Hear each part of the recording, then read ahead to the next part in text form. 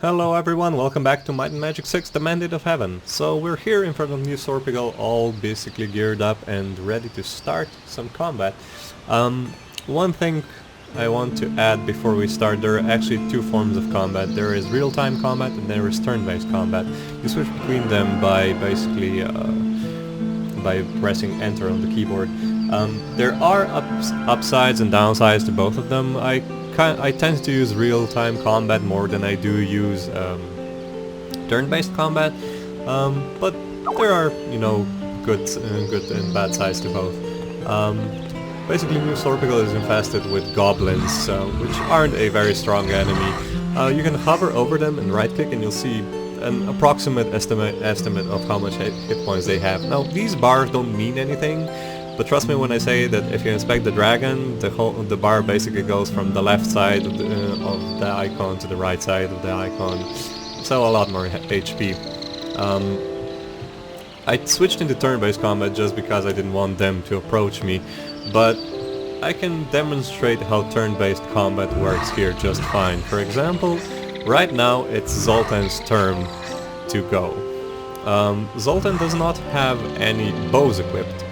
So the only option I have with him is either to wait or to try attacking in hand-to-hand combat, which he will miss. But I also have the option of casting a spell, so let's go ahead and cast Cold Beam on somebody. And we're going to choose this one because he's the closest one. And as you can see, I cast a spell, the spell hit, it did 5 points of damage, and his HP went down a bit. It's very simple, very basic. And that's basically what I'm gonna do right now. Cast Spirit Arrow. Now I cast Spirit Arrow with Roderick by pressing S. And by default, when you use the A or S key to attack, it always targets the closest target possible. However, if I wanted to cast a spell from the spellbook, Serena does not have any offensive spells, so I'm just gonna hit air with her. If I want to cast a spell towards a certain target, I can basically choose it, and then I get a little cursor that enables me to hit a specific target. And that's basically it. I'm just gonna keep pressing the buttons now. So I select this turn as well. She can shoot. I'm gonna put this as a ready spell because I don't want to go to the spellbook every single time I want to cast a spell. Then I'm just gonna wait for them to approach. I have 3 people with range capabilities, so I'm basically going to mash the buttons and then come close to me. So they came into hand-to-hand combat range, and they already hit me. One of them seemed to attack Zoltan, and one of them seemed to attack Serena. Now, it doesn't matter where your party is. For example, what I mean by that, it doesn't matter if they're in front of their opponents, if your opponents are flanking you. It has absolutely no effect on who they're actually going to hit. How it works is basically the NPCs, the mobs, the monsters, they make an attack, and the computer basically calculates whether that attack hits anybody on your team. And then, if it does hit somebody, those people get damage. In general, physical ranged attacks and melee attacks, or hand-to-hand attacks, whatever you want to call them, have basically have a chance to hit. However, most spells are automatically hit. For example, if I mouse over and check this description, we can see that the Cold Beam spell only does 2 to 6 points of damage, but it always hits. Now that doesn't mean it has homing capabilities. It just means that whenever the animation actually hits a monster, it will always deal damage to them, unless they of course resist it. So basically, the next thing we want to do is we're going to melee attack these. You do that simply by either choosing and clicking on them, which I did, and Alexis killed one and Roderick killed the other. And now I don't have anything else to demonstrate it, or again I can press A, and this is real-time combat basically.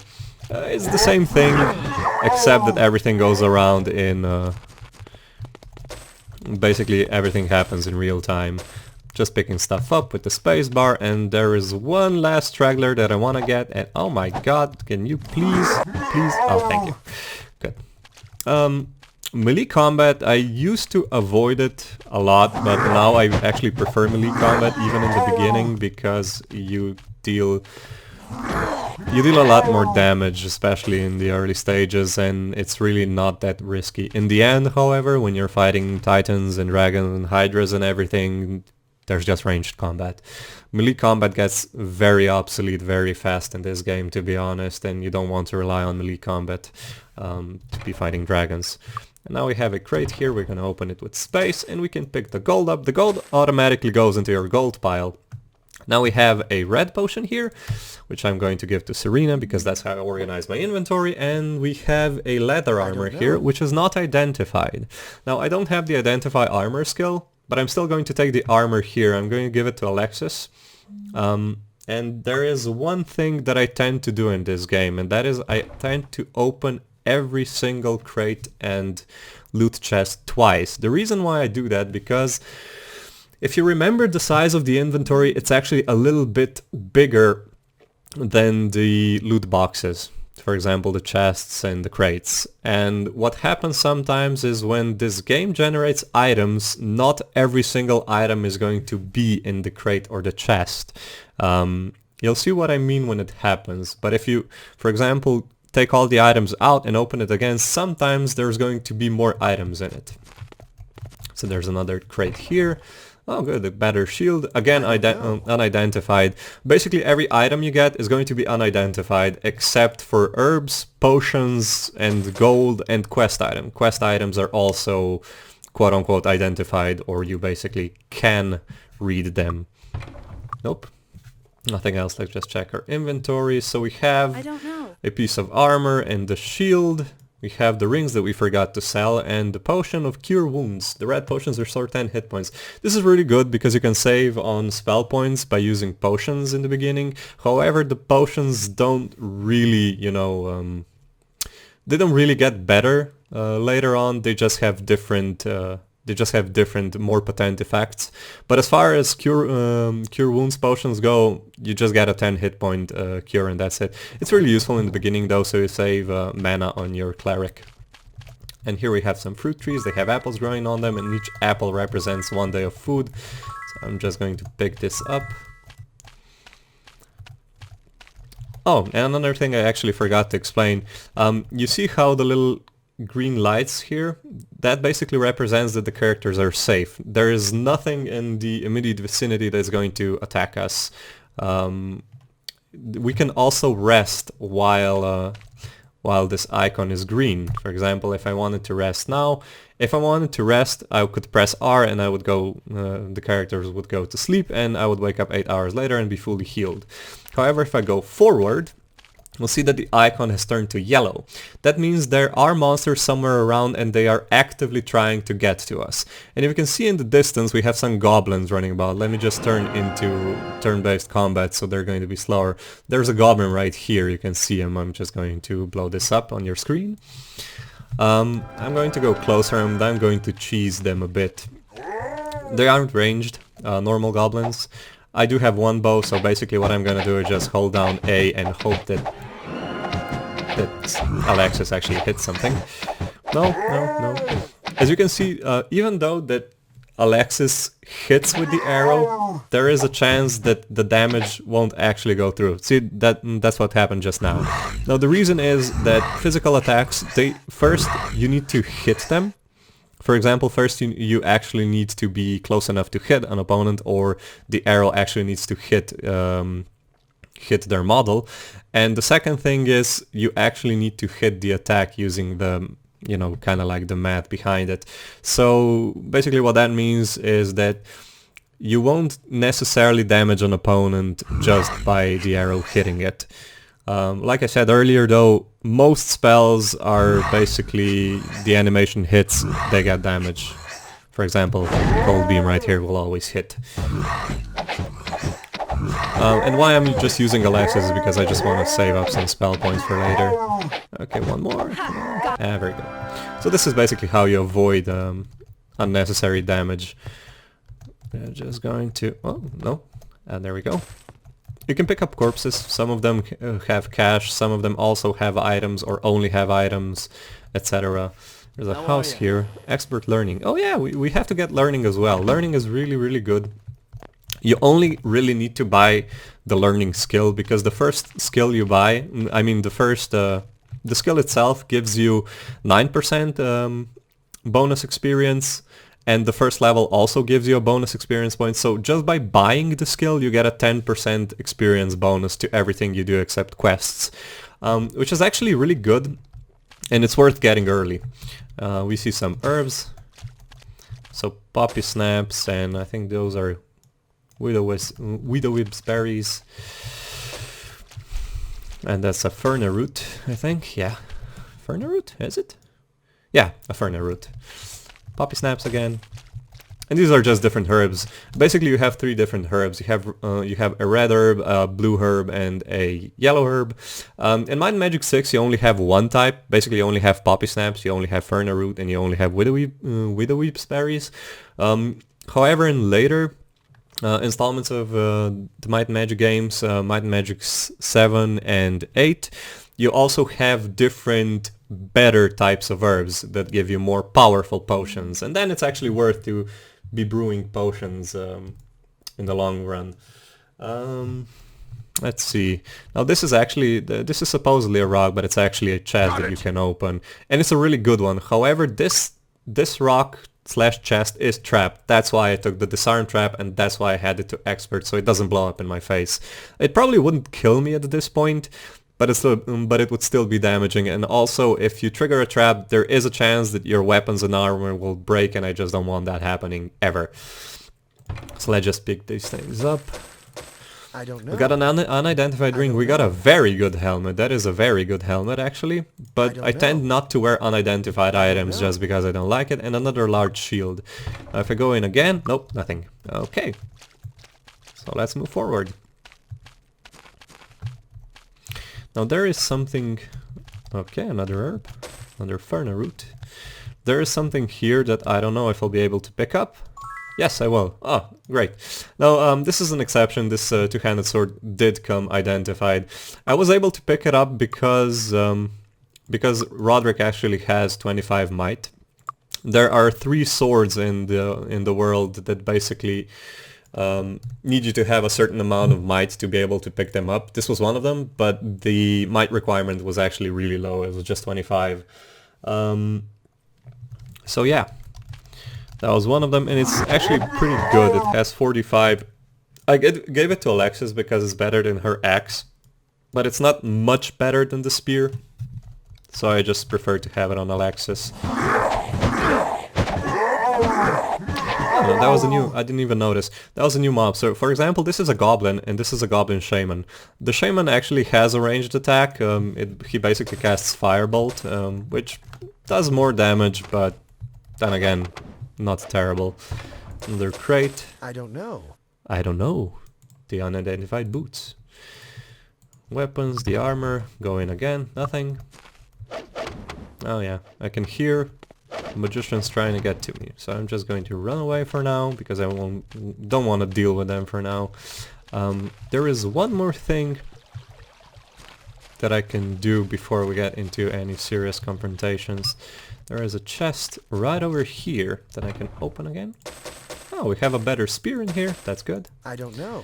And there's a club, which is... the clubs are basically worthless. As you can see, the value says 1.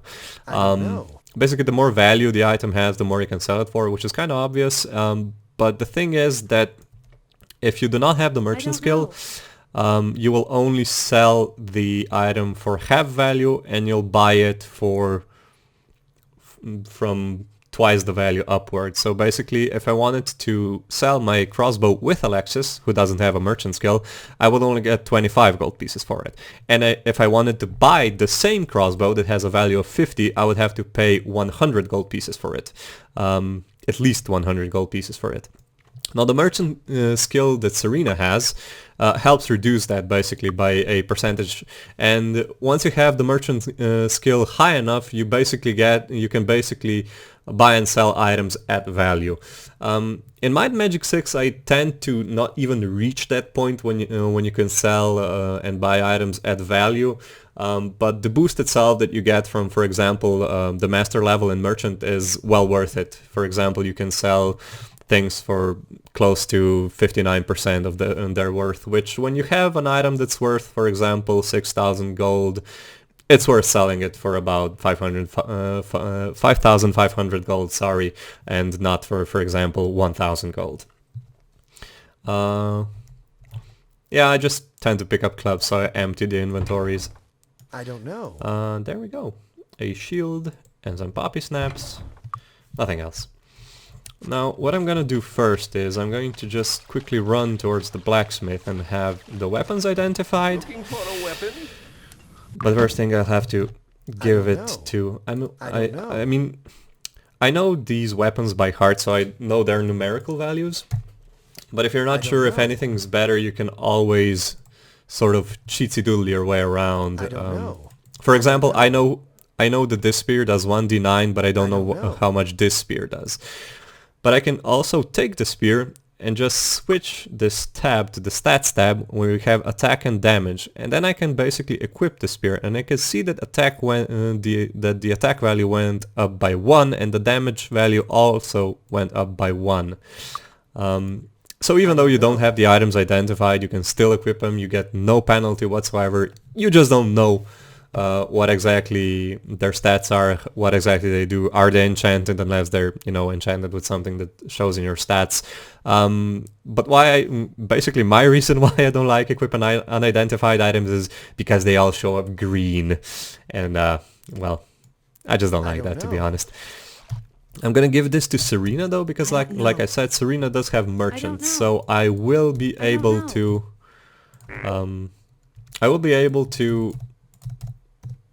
get more money from the items I sell and pay less for the identification process. Now this is the blacksmith. I can only identify the weapons with the blacksmith, so I'm going to identify this spear. This is a stout spear. I'm going to give it back to Roderick. And now I'm going to go to the armor smith. Don't touch the merchandise. And I'm going to identify definitely the helmet and definitely the boots. And then I think that these two shields are... No, they're not the same. I think this one is a bit better. It has armor 7 and this one has armor 6. But in case you're wondering, this is a kite shield, this is a tower shield. And we only really need one, so we're going to use this. And we're going to...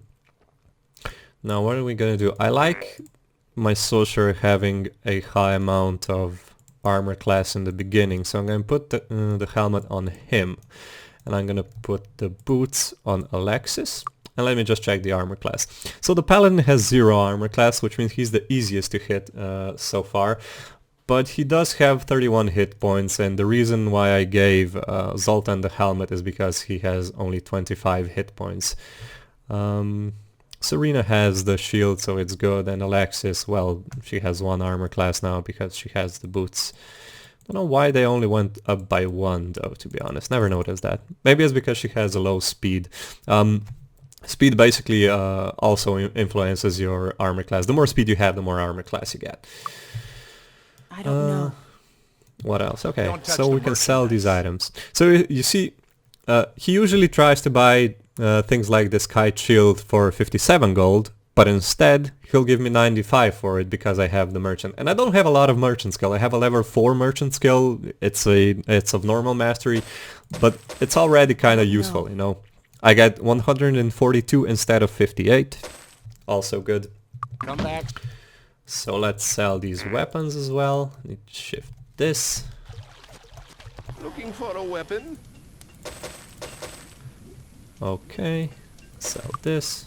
Do you have anything new? Oh, you have some new thing. Oh, great. Great. Okay, so I'm going to buy... Wow, now I'm a bit... I'm in a bit of a pickle. Should I buy the battle axe for Alexis and switch it with the two-handed sword? No, I'm gonna keep the two-handed sword for Alexis for now, but I am going to buy the dark hammer. The dark hammer is actually pretty much the best mace hammer type weapon that I can buy right now, and I'm gonna give this to Serena. She's gonna be very happy with it. Basically, hammers fall under the mace category, so if you have the mace skill, you can equip both maces and hammers, and for example, flails and things. Clubs, however, don't need any skills. They're basically crude weapons. Looking for a weapon? There are certain other types. For example, scimitars fall under the swords category, and so do broadswords. Halberds and spears belong in the same category, and tridents. And then you have pole axes and axes. They're both the axe category, etc. And let me just sell these 3 rings that I forgot here. Oh wait, I have another ring. Should I identify this? 60 gold pieces. Okay, it has nothing. But rings are quite valuable. As you can see, it has a 700 value, so I'm just gonna go ahead and sell it back to her. What is this? Resistance. Adds 10 to resistances temporarily. Well, I won't be needing this because we won't be dealing with much magics here. We're not going to be tackling the wizards yet. I'm just going to fix my inventory a bit, so now it's good and clean. And now we're going to go ahead and be completely surprised, because when we touch this ground, these 4 goblins ambush us.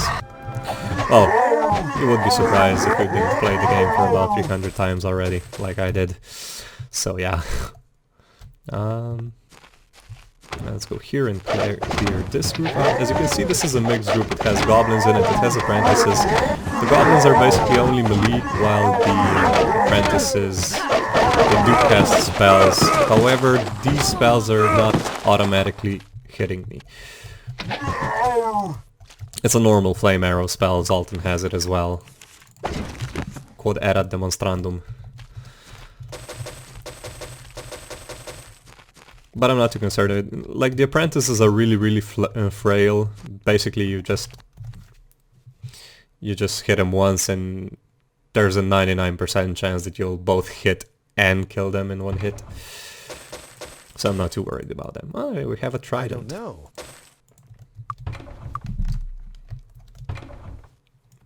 And a cutlass. Some armor, a shield, a ferna root. Nothing useful. And there's some berries there. Some poppy snaps here, but I have enough herbs for now, so I don't want them. There is one trick that I'm going to show you before I wrap this up for this episode, which is a sort of secret that you can use to really jumpstart your adventure. It's basically this. If you go to this tree, use page down to look completely up, and then touch sort of the side of this church. Nope. No, doesn't work. I feel like there we go. You get teleported to a, well, not really a nice place. It's full of dragons around here. But the reason why I did this was, let's just do it again. I'll show you. You get teleported to Dragon Sand to a certain shrine. I'm just gonna run in here, try to survive with everything. And as you can see, when I touch when I use the shrine with my characters, they each get 20 bonus stats to everything. 20 might, 20 intellect, 20 personality, 20 endurance, accuracy, speed, luck, and also 20 resistance to everything. Fire, electricity, cold, poison, and magic. That is incredibly strong at this stage in the game. For example, before, I think Zoltan had a +4 bonus with our weapon and did 5 to 9 damage. Now he has a +11 bonus to hit and deals 12 to 16 damage. Now that is a substantial bonus. However, I won't be using this because I feel it's kinda cheesy. There is one thing that we can do though. This fountain gives me luck. It has basically 8 + 2 luck charges, and I like to, you know, spread it out between all of my characters. Why do you have so much luck? Huh. You have something equipped? No. Well, clerics are usually the ones that have well, when clerics are starting out, they usually have the highest amount of luck. So I'm actually still kind of surprised, but yeah, what the hell. So I basically drink from the fountain twice with each character, sort of spread the luck around. Those are two simple ways to boost, you know, your characters up. If you do this, I do recommend that you first drink from the fountain and then go to the shrine, because if you go to the shrine and then try to drink from the fountain will can only increase your luck if you have below 18 luck. So if you go to the shrine and try to drink from the fountain, it's not gonna work.